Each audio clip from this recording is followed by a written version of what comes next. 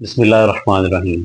आज भी और आने वाले चंद सालों में सेहत के शोबे में जो बहुत बड़ी आजमाइश से चैलेंज आने वाला है वो एंटीबायोटिक रेजिस्टेंस है। एंटीबायोटिक रेजिस्टेंस क्या होती है, इसकी वजूहात क्या है और कैसे हम इसको अवॉइड कर सकते हैं, तो इस बारे में आज मैं बात करूंगा।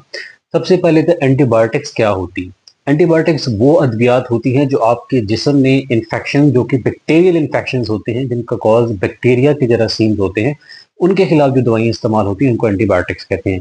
जिनमें सबसे कॉमन जो आपने नाम सुन रखे होंगे वो एजोमैक्स है, ऑगमेंटिन है, कैलामॉक्स है, सफिक्साइन का इंजेक्शन या गोलियां, उसके अलावा सेफ्ट्राक्सोन का इंजेक्शन वगैरह, डॉक्सीसाइक्लिन, ये आपने कॉमन जो है वो नाम सुन रखे होंगे। उसके अलावा भी बहुत सारी अद्वियात हैं इस तरह की। अब जो हमारे जिस्म में जब भी कोई इन्फेक्शन होता है, बैक्टीरियल इन्फेक्शन, तो आप उसके खिलाफ जब कोई एंटीबायोटिक इस्तेमाल करते हैं तो जो एंटीबायोटिक है वो जिस्म में, खून में या टिश्यूज में कहीं भी जो बैक्टीरिया की जो काउंट है, ठीक है, जो बैक्टीरियल लोड जिसको हम कहते हैं, उसको वो कम करना शुरू करती है। आपको डॉक्टर ने एडवाइस की है कि आपने ये गोली सुबह शाम 5 दिन इस्तेमाल करनी है। आप 2 दिन वो गोली इस्तेमाल करेंगे सुबह शाम, तो उसका जो बैक्टीरियल लोड है उस एंटीबायोटिक की वजह से आपके जिस्म में कम हो जाएगा, जरासीम की कमी हो जाएगी।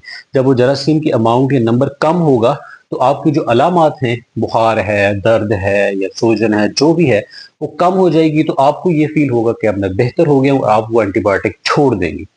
अब जो बैक्टीरिया है वो भी अल्लाह की एक मखलूक है।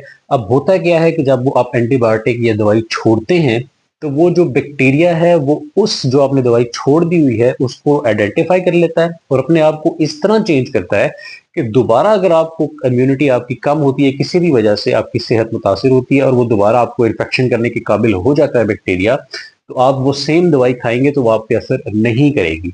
आपको एक मुख्तलिफ और एक ज़्यादा स्ट्रॉन्ग किस्म के एंटीबायोटिक इस्तेमाल करनी पड़ेगी।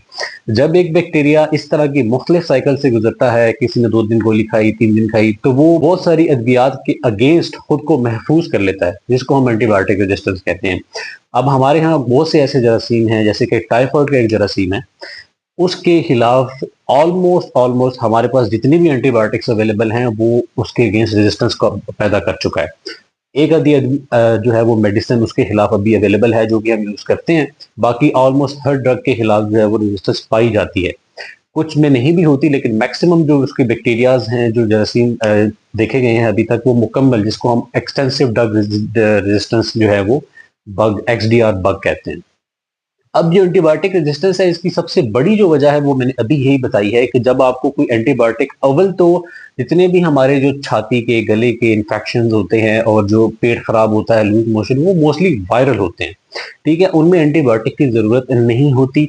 लेकिन हमें एडवाइस की जाती है अगर, तो उसको हमने मुकम्मल इन एनी केस इस्तेमाल करना है। अगर आपकी अलामत 1 दिन में भी ठीक हो गई है तो अगर आपको वो 5 दिन के लिए एडवाइस है, 3 के, 7 के, 10 के, सुबह शाम या सुबह दोपहर शाम, तो आपने उस डोज को इन एनी केस मुकम्मल करना है, ताकि जो वो बैक्टीरियल लोड है वो मुकम्मल खत्म हो सके और वो उसके खिलाफ रेजिस्टेंस डेवलप ना करे।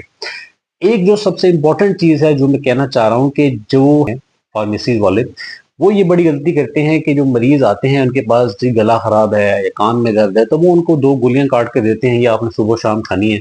वक्ती तौर पे तो अलामात आपकी बेहतर हो जाती हैं, लेकिन वो जो सबसे बड़ा नुकसान आप अपने साथ और लोगों के साथ भी कर रहे होते हैं वो एंटीबायोटिक रेजिस्टेंस का कर रहे होते हैं। अगर आप अफोर्ड नहीं कर सकते तो आप एंटीबायोटिक स्टार्ट मत करें। अगर आपने स्टार्ट की है तो फिर कोशिश करें कि उसको मुकम्मल तौर पे इस्तेमाल करें, ताकि एंटीबायोटिक का रेजिस्टेंस का जो इशू है इसको हम यहीं पे रोक सकें। Thank you so much. Allah Hafiz.